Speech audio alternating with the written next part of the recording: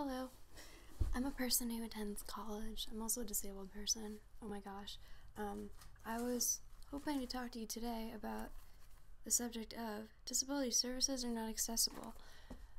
Basically, the reason I found myself wanting to talk about this is because, sometimes I take classes being in college, and if I mention to my professor that I'm disabled, or, either is like, oh, like I'm having trouble with this because like I have a disability that affects me in this way, or just in a way that like isn't related to academics but is just like I think I responded to this story this way because I'm disabled.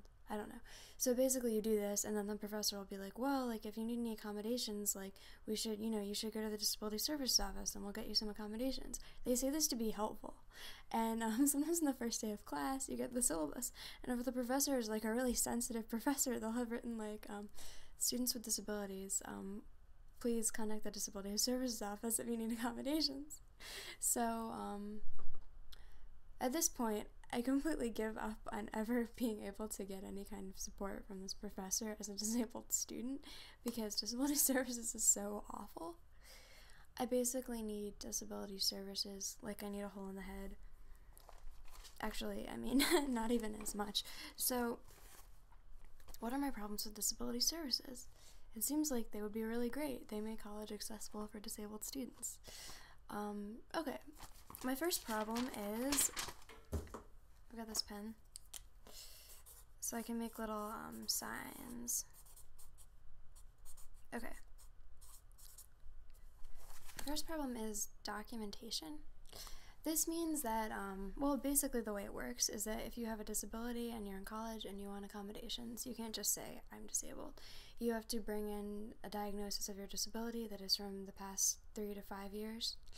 So, this might seem like it makes sense. Disabled people are always going to the doctor and getting diagnosed all the time. But actually, it doesn't make that much sense because that's not actually true. Like, some people, they might be diagnosed with their disability when they're like 10, and it's not a disability that changes.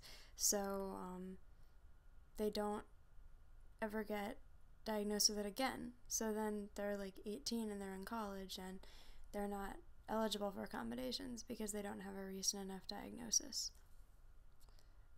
So basically, I guess the reaction that a lot of people would have would be, well, so get another diagnosis.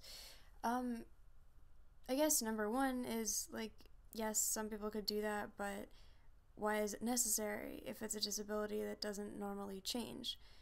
And number two, like, that actually takes a lot of time. It's kind of hard to go and do that when you're in college. Number three, that actually takes a lot of money. My family has a lot of money. I can go and get another diagnosis if I'm told that I have to get one to have something that I need.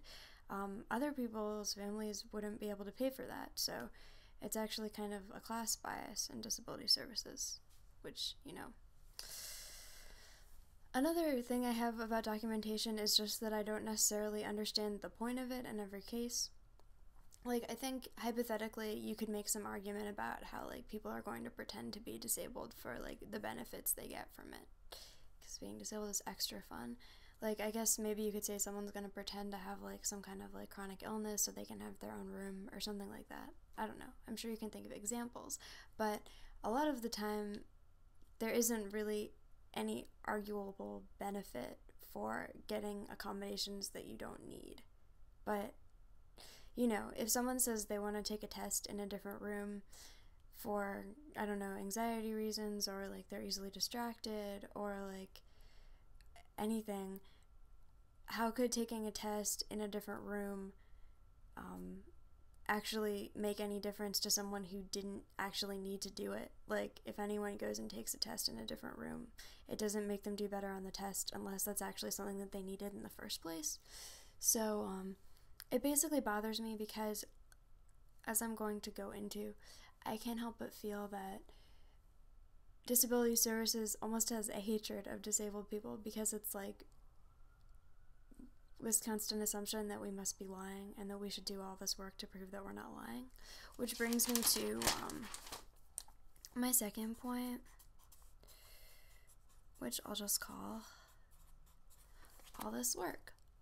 So, okay, let's say I'm in class, I'm disabled, and I realize that I would do better with a particular accommodation. So let's say I tell someone that I need this accommodation. Whose responsibility is it to make sure that I get the accommodation and therefore my schoolwork is just as accessible to me as it is to non-disabled kids? Do you think that it would be my professor who is being paid to teach all the students? Or do you think that it would be the Disability Services Office who is also being paid to make college accessible to disabled students? Well, I'm going to read you something awesome which I found on the St. Petersburg College Disability Services website. I think it really just sums up the whole attitude. Colleges and universities have no responsibility to identify or seek out students with disabilities. It is the student's responsibility to make his or her disability known to the proper individuals, to provide correct and current paperwork documenting the disability, and to request accommodation personally. I really want to go and talk about this in a minute. But anyway, yeah, it's our responsibility all the time. I don't know if you know anything about being disabled, but sometimes it's really hard to do anything, and things that other people think of as being very normal, maybe pretty really hard for you. So it may all the time kind of be going around and carrying I don't know, a really, really giant heavy bag that no one else is carrying, and you're expected to do everything the same as them anyway. So I guess Disability Services felt that one bag isn't enough, so they have to add a second bag of making you be the one who has to go through all of the effort to get accommodations instead of them just doing it, which it seems like would be their job, but no. So what do you have to do? You have to figure out what accommodation you need. You have to go to Disability Services, or maybe you go to your professor first. I don't know. You get your documentation, which may take a lot of steps if you don't have documentation, but you get your recent documentation, and you meet with your professor. And also, sometimes you have to keep doing this over and over again when you've already done it. For example, I have a friend who had to take a test in a separate room. So every single time that she had a test in the class, she had to bring a form to the professor for him to sign saying that it was okay for her to take a test in another room. So basically, because of the basically cognitive problems that she had going on at the time, she couldn't actually go to the professor and get him to sign the form. She couldn't really remember or focus enough to do it. So she basically didn't get her accommodations because she was made to do all the work and she wasn't actually able to do it. So it just doesn't really seem very fair, I guess, when someone already is dealing with things, and when someone besides is a student and someone else is doing this as their job, that they can't just do some things for you. A particular thing is when you're supposed to personally go to your professor and tell them about your disability and what accommodations you need. For some people, this isn't really possible. In fact, yeah. For example, let's say someone has an anxiety disorder and they don't want to go talk to someone about it. Let's say someone has any kind of disability that is kind of stigmatized and they don't always like to go around telling people about it. Sorry, my roommate was going to the bathroom and I didn't want that to be in the video. Yeah, so basically there are various reasons that a person might not actually be able to go to their professor and start telling them about their disability, or that it might be very difficult for them to do so, but they're still required to do it.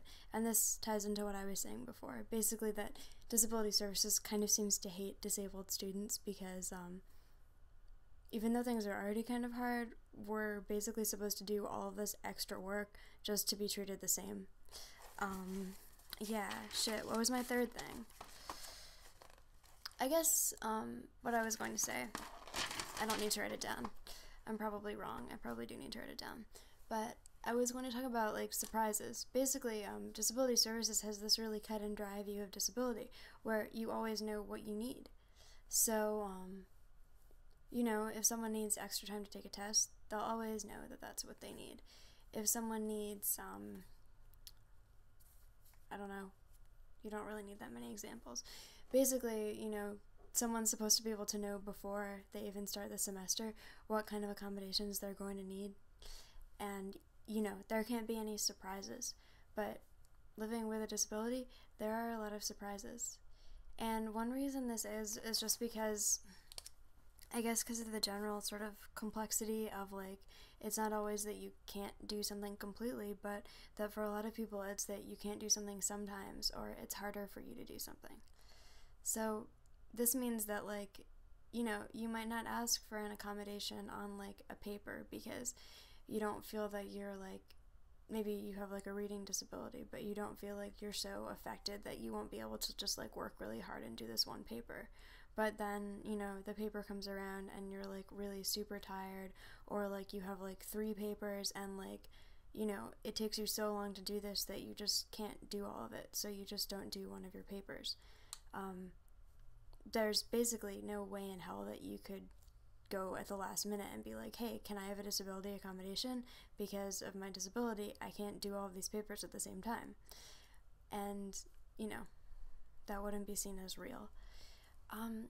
Something else, kind of an in-between issue, but something that's always personally bothered me is that, you know, if for cognitive reasons I cannot do something in class, like, I'm not even saying that I want to get away with that and not have it affect my grade, but I would appreciate it, I guess, if the professor doesn't decide that I don't care about their class and start being really nasty to me, which has happened. And I don't know, I guess I wish that there was some way for disability services to actually be involved in issues when someone is either being discriminated against because of their disability, or in which, like, professors are, like, misunderstanding things that happen because of the person's disability. Because if you're in a class with a professor that, like, really hates you, it can make it really hard to succeed because you don't ever get any support or help from them. Shit, my roommate's dropping stuff and I know I'm gonna get really confused in a minute. I guess that was basically the whole point I was making, though. Basically, you know, no room for clearing up misconceptions about disability. Basically, no room for anything relating to, like, prejudice against disability, especially because disability services is extremely in the medical model of disability, in which everything is about the disabled person, and basically it's the disabled person's fault that things don't work for them. That's actually, like, for me, I would kind of say that's what the whole thing is. That's what it feels like. The whole thing is about how it's the disabled person's fault and they should feel very, very bad, and the only way they can make up for causing such a problem is by doing all this extra work and getting their documentation together and shit. What else did I have to say? Let's find out. Shit, you know, it's really too bad because I made another video about this and I said something so smart and I can't remember what it is. But I guess you might be asking, what is something else that you could do besides disability services? For example, if you are a professor, how could you help? Do it yourself?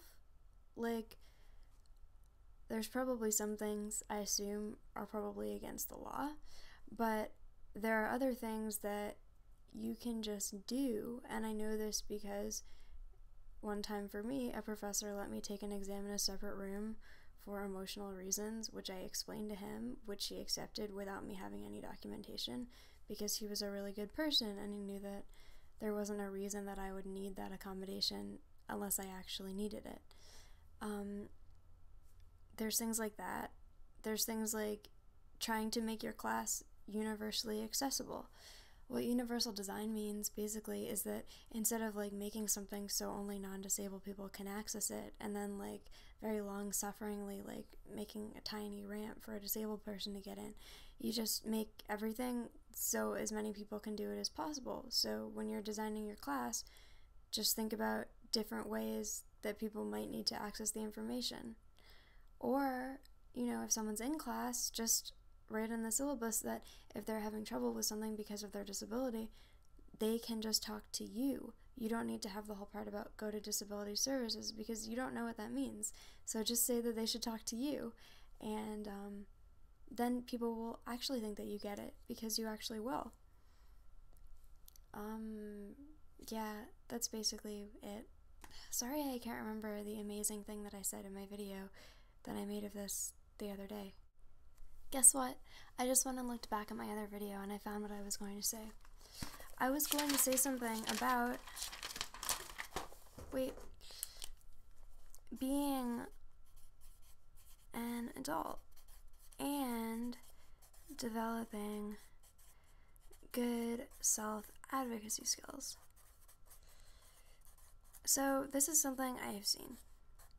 When disability services people are being criticized for the fact that they basically make disabled students do all the work to get their services, they'll usually be like, well, we're actually teaching our students to be responsible, take initiative, and develop good self-advocacy skills. This sounds nice, especially because a lot of the time disabled people are treated as being children or treated as being incompetent and needing people to do everything for us, which obviously isn't a good thing. So like maybe first off it sounds kind of good when they're saying like, oh, we're going to make you do things for yourself. But actually, if you say that you're treating someone like an adult and making them behave like an adult, but they're actually the only person who's being made to behave that way, then you're not really treating them equally. Because when you're in college, you aren't exactly being treated like an adult. Like, no one is. You basically have someone kind of taking care of a lot of the details of your housing for you, a lot of the details of your eating, depending on the housing and eating decisions that you make. But you have a lot of people doing stuff for you. And if you're not disabled, your classes just are accessible to someone like you automatically, and you don't have to do anything. So if someone is disabled and suddenly, instead of doing it for them, you know, given the fact that they're a young adult and maybe they still need some support and can't do everything on their own, you say that they have to do it all on their own because they need to get mature and get self-advocacy skills, you're actually holding them to a different standard from other students, which is not fair, actually. So don't do it.